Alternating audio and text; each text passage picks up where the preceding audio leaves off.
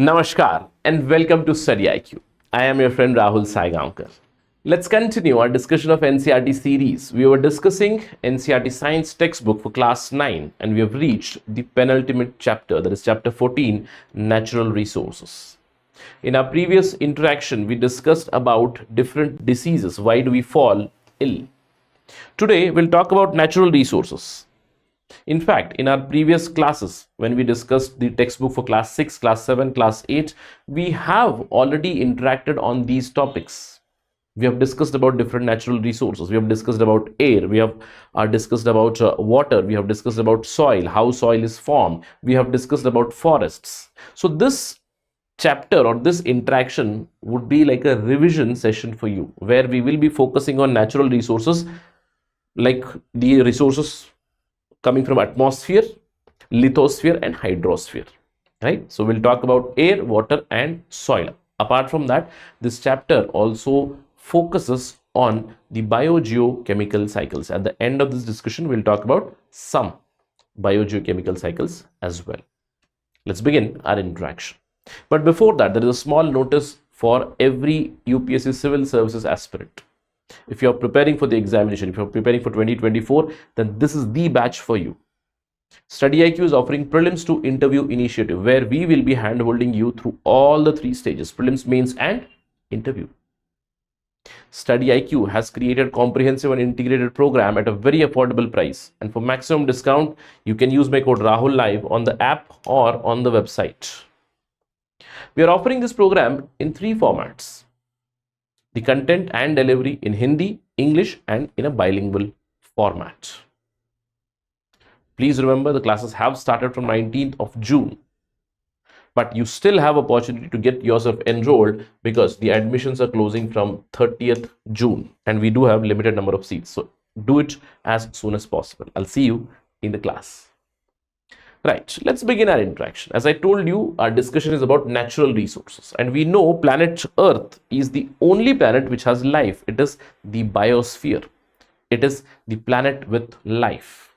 We have living factors or living organisms. We have different microorganisms. We have multicellular organisms like plants, animals. We have discussed about these. In fact, we have discussed living organisms as a resource as well. For instance, forests as natural resource. But when we talk about biosphere, it consists of two different factors. One is the biotic living things or biotic factors. I discussed about this just now. Then it also consists of abiotic or non-living things, non-living resources. We all know that the ultimate source of energy is light, which is a non-living thing, abiotic thing. Apart from that, Mother Earth, which is considered as biosphere, it supports different life forms. It is considered as the sphere of life, and this sphere of life, it has three important natural resources. First one is air. Air helps in sustenance of life. Air is responsible for this biosphere. Water is responsible for sustenance of biosphere. And then there is lithosphere or soil, which is responsible for productivity. So biosphere or Mother Earth, it is composed of three spheres: atmosphere, hydrosphere and lithosphere. That means there are three important natural resources that we exploit. Not just humans, but animals, microorganisms, they all rely on these three important natural resources. Let's talk about them. We have already discussed about air, right? The atmosphere is composed of air, and every living organisms, they need something from the air. We have discussed that air composition is nitrogen. The maximum amount of nitrogen is found in air, 78% of nitrogen. Then there is 21% oxygen. Every eukaryotic cell, for instance human cell, we need oxygen. See, right now I'm breathing in oxygen. Oxygen is needed for my cellular metabolism. I need oxygen to break complex molecules into simpler ones so that my body metabolizes, and then I produce the waste metal or waste energy. The waste gases are carbon dioxide. So I need oxygen and I exhale or I release carbon dioxide during my metabolic activity. So every organism needs something from the air. Just like we animals or animals and the other multicellular organisms or other eukaryotes and some prokaryotes, they need oxygen for metabolism. Very similarly, autotrophs, that is plants, they need carbon dioxide for their production, carbon dioxide for photosynthesis. So from air, we need oxygen for survival. Plants need carbon dioxide for survival. In fact, when I talk about carbon dioxide, we have already discussed there is a very small contribution of carbon dioxide into atmosphere. Only about 0.04% of carbon dioxide is seen in atmosphere. This is enough. This is enough for the plants to photosynthesize.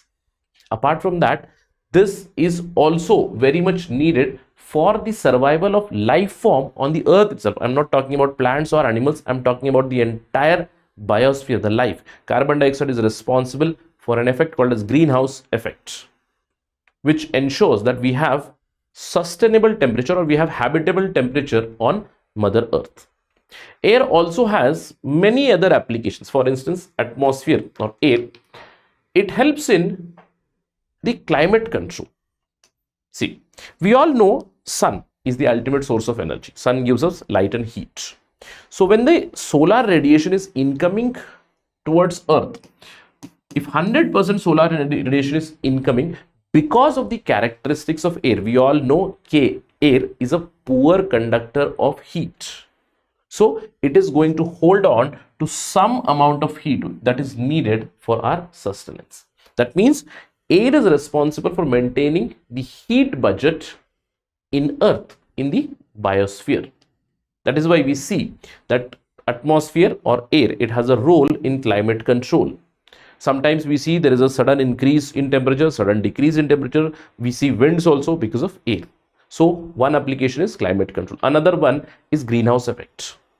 Because air has carbon dioxide, as I told you, the incoming solar radiation, it is trapped by the greenhouse gases. It is trapped by the greenhouse gases. Now, you must be thinking, sir, I have heard that because of these greenhouse gases, climate change is occurring, global warming is occurring, and you are telling me that greenhouse effect is responsible for sustenance of life? Yes, absolutely. Because without these greenhouse gases, the incoming solar radiation, it would have gone out. That means without the greenhouse gases, without this impact, the earth would not be warm enough.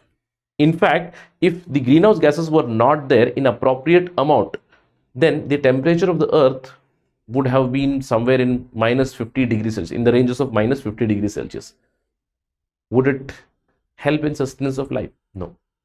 So air is responsible for the heat budget of earth. Air is responsible for the greenhouse gases, carbon dioxide in it. It helps in maintaining the optimum temperature needed for sustenance of life. Yes, of course, because of the pollution, because of air pollution, because of more and more greenhouse gases, what is happening is the earth is becoming more and more warmer. This is creating a problem for us in form of global warming and climate change. That is a separate point of discussion, but you need to understand air also plays a very important role in the greenhouse effect, maintaining an optimum temperature needed for our life.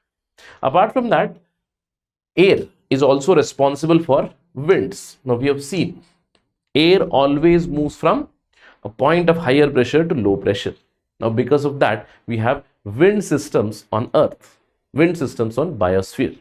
We have the trade winds, we have the other winds, we have the local winds, or we have daytime and nighttime winds. We have discussed about that. During the daytime, the warm air, whenever air gets heated up, it rises up. So this warm air, it moves towards the sea, and then we see cold breeze, cold sea breeze during the daytime, and the situation reverses during the night time. During the night time, since water retains heat and it releases heat slowly and steadily, we see that because of this residual heat of water, warm air ascends, and then there is a cool land breeze towards the seaside. So air is responsible for this as well. Apart from that, air is also responsible for the precipitation. Of course, water is also responsible, but how air helps, how atmosphere helps? As I told you, the warm air ascends upward. So along with the air, we see the water which has been evaporated or the vapors, they are also carried to great heights, and as the temperature is reducing, they condense to form these clouds. And once the cloud saturates, we see precipitation. So now you understood how important air is for our survival. Air plays different roles. From air, we get oxygen, plants get carbon dioxide.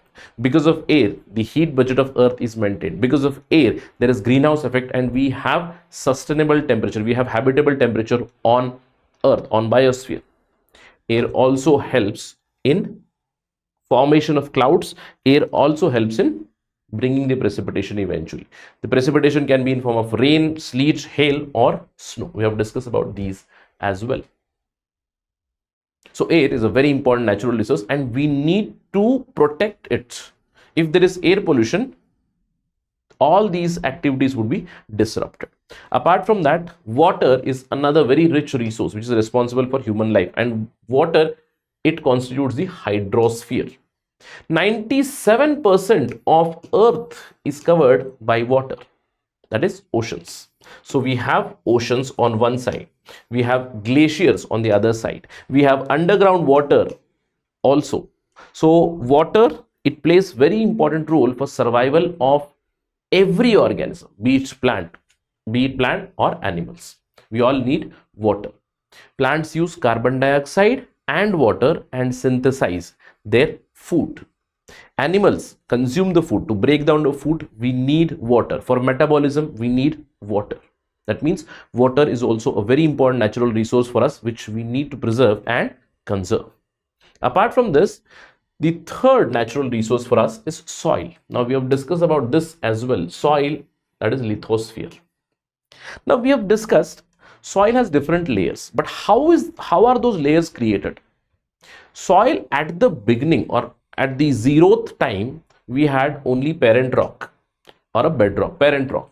So what happened? This parent rock has been subjected to different stresses, has been subjected to different physical and chemical stresses. For example, precipitation, rain is falling. So rain is slowly and steadily breaking this parent rock. Carbon dioxide is there, oxygen is there, other chemicals are there. Those are continuously working on them. And since life is there on Earth, on the lithosphere, we have many microorganisms and different organic matters which slowly and steadily form different layers of this soil. So because of weathering of the bedrock and the parent rock, we see weathering can be because of physical process, because of physical stresses, or chemical stress, chemical reaction. Slowly and steadily, different horizons or different layers of soil, lithosphere, soil or lithosphere can be seen. We have discussed this. The topmost layer is the O layer or the organic layer, which is very rich in humus, which is dark in color. Below that, we have the topsoil, A horizon. It is rich in minerals and it is also rich in humus. The organic layer and the A layer, topsoil, they constitute soil fertility. These are responsible for higher productivity of plants.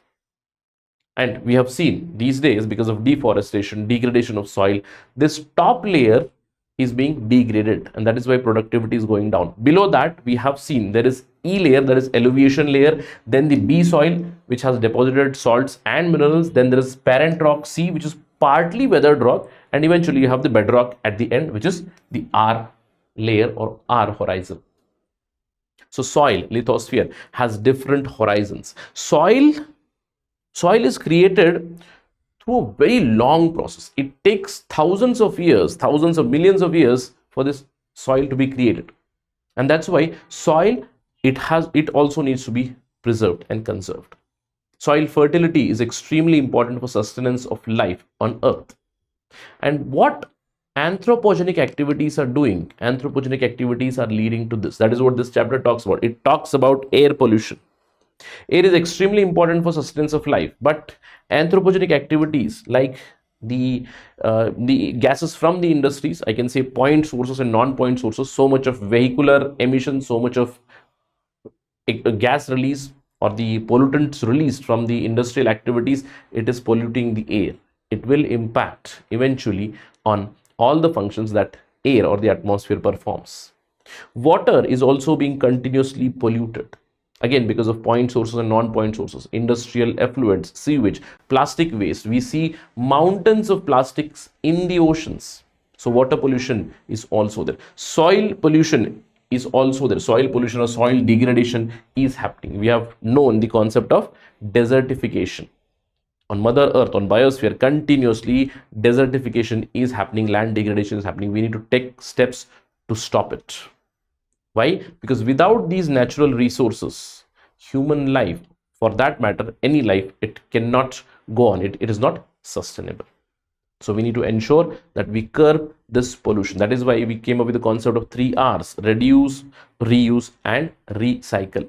Another R has also come, refuse also, right? Refuse, reduce, reuse, and recycle. All right. Apart from that, we've seen so much of other pollutions as well, light pollution, noise pollution, etc. But natural resources, air, soil, and water pollution has become a huge problem for everybody, not just humans, animals, microorganisms, plants, everybody. It has created problems for everybody. We need to stop this pollution. Apart from this chapter also talks about natural resources and how these natural resources are recycled, or how they are transferred from one spot to another spot. For instance, we spoke about natural resource of water. On Mother Earth, we have water cycle. And of course, I told you 97% of Earth is covered with water. So you think that water is very abundant, so water pollution is very fine. No. We find it in oceans. Yes, water is abundant in oceans, but the potable water, or waters that can be used by humans and animals, the fresh water, is very little. Just about 2.5% of Earth's water is useful for us. And most of that is again stuck in glaciers and ice caps. And because of global warming, now these are melting. Now you must be thinking that, sir, if these are melting, then the water quantity would be increasing. No, that creates some other problem, because biosphere has a very delicate balance of hydrosphere, lithosphere, and atmosphere. And if we are changing, or if anthropogenic activities are changing that delicate balance, it leads to catastrophe. Meaning we have groundwater usage, we have surface water usage, right? So very little fresh water is available for us, and that is why we need to ensure that water pollution is stopped. The water, we do know, it moves in a cycle. From oceans, there is evaporation. From other sources, there is evaporation. From plants, there is transpiration. So because of transpiration, evaporation, the water rises up along with air. So air and water, they play a very important role.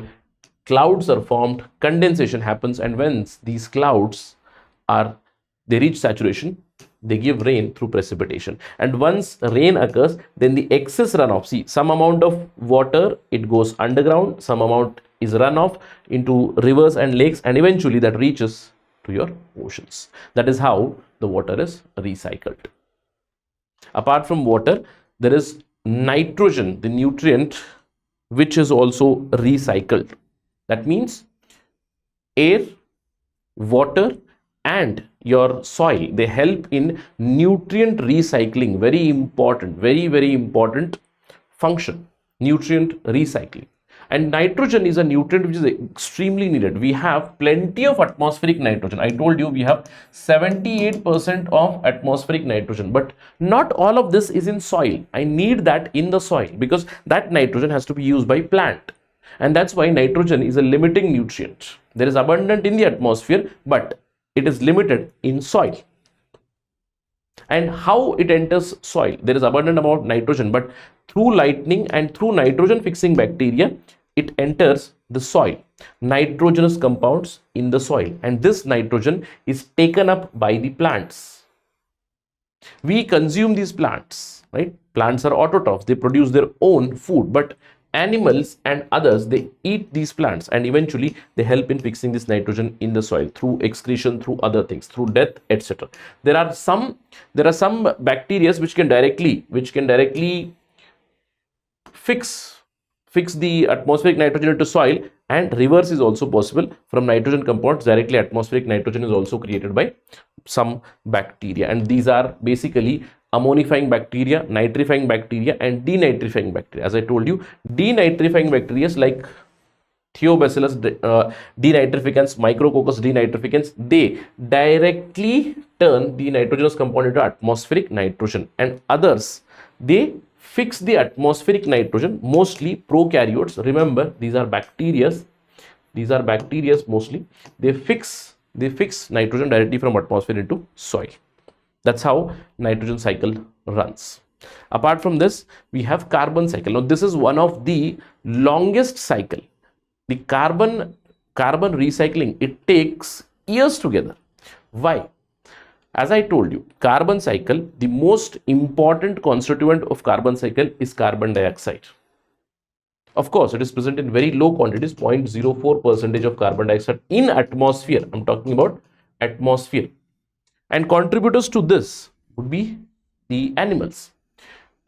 Microorganisms, animals, what do? We inhale oxygen and we give out carbon dioxide, which enters into the atmosphere. Now, this carbon, which is already present in us, see, carbon in the atmosphere, once it enters into organic compounds, that is plants, these are consumed by animals, and after they enter the ground, you see that they are fixed in the ground for a very long time, and these things, they turn into what? They turn into fossil fuels. So carbon cycle is a lengthy cycle, but because of the anthropogenic activities, we do see the amount of carbon dioxide as a greenhouse gas is continuously increasing more and more, leading to global warming and climate change. Apart from this, oxygen cycle is much simpler, right? Oxygen cycle is much simpler. Why? As I told you, photosynthesis, plants take up carbon dioxide and they release oxygen. Now, what do? We take up oxygen through respiration and release carbon dioxide. All right. So this is the simplest of the oxygen cycle. Many a times, oxygen in terms of deposition and in terms of fossil fuels can also be seen. And oxygen cycle, photosynthesis and animal and plant respiration is majorly responsible for the recycling of oxygen. And you do know these nutrients are always fixed in the biosphere. These nutrients are always fixed wherever that may be present in the hydrosphere, they may be present in the lithosphere, in atmosphere. Please remember, when I talk about these nutrient recycling, they will be present in all the three spheres of the biosphere: lithosphere, atmosphere, and the hydrosphere. All right. Now, apart from this, oxygen also helps. A compound of oxygen, that is ozone, O3, it helps us in survival. Now, ozone is a layer which is found near the stratosphere above Earth. In the Earth's atmosphere, in the Earth's upper atmosphere, we find ozone layer. Ozone is O3. Three oxygen atoms combine to form the ozone molecule, and a layer of ozone is found above the Earth's atmosphere. Now, this is responsible for absorbing the harmful ultraviolet radiation which is coming from the sun. Ultraviolet radiation in different wavelength ranges, it may be ultraviolet A, B, or C. All this is absorbed by the ozone layer. Now, if ozone layer was not there, then imagine what could have happened. The ultraviolet radiation would have reached the Earth's atmosphere, or the Earth's surface, I would say, Earth's surface. It would have raised the temperature further. If ultraviolet radiation is directly incident on the skin, it might lead to problems. It might lead to skin irritation. It might lead to cancer eventually. And in many areas, especially towards the poles, towards the Antarctic and the Arctic, we had seen ozone holes a few decades back.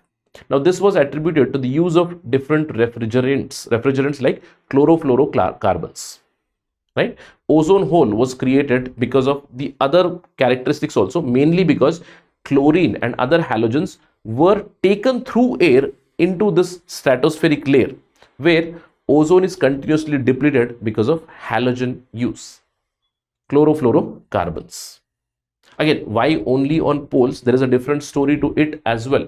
Why only on the poles? Because on the poles the temperature is very lower and it leads to formation of polar stratospheric clouds and a polar vortex which will take the chlorofluorocarbons to such great heights, and a single halogen molecule like chlorine, it will degrade or it will destroy millions of molecules of ozone, which eventually led to weakening of the ozone layer around Arctic and the Antarctic. Eventually, we realized that because of anthropogenic activities like the usage of refrigerants, like the usage of other halogen-based compounds, say we use them in aerosols, we use them in foams, we use them in your dry cleaning equipments, right, as dry cleaning liquids. So this creates a problem for ozone. So we signed or we finalized something called as Montreal Protocol in 1980s, and today the health of ozone layer is slowly and steadily improving. But scientists do say that if we stick to the Montreal Protocol and the targets that are signed by that, the targets that are finalized by that, we are looking at ozone regeneration completely, or ozone layer rejuvenation completely by 2050 to 2060. But things have improved slowly and steadily during these last, I would say, 2 decades. All right, so this was our discussion about the natural resources chapter. I'm quite sure you must have felt that many of these discussions might be redundant because we have discussed them earlier in class 6, class 7, class 8, but nonetheless it would be like a revision for you. All right, so that's it in this particular discussion. We'll meet again in the next session. Thank you for watching this, and if you have liked this, you can always follow me on my social media handle @RahulSai222. If you have any doubts, any queries, any complaint, feedback, suggestion, whatever it is, you can always message me on my IG. Send me a direct message. I do respond on Saturdays and Sundays. Thank you for watching again. Jai Hind.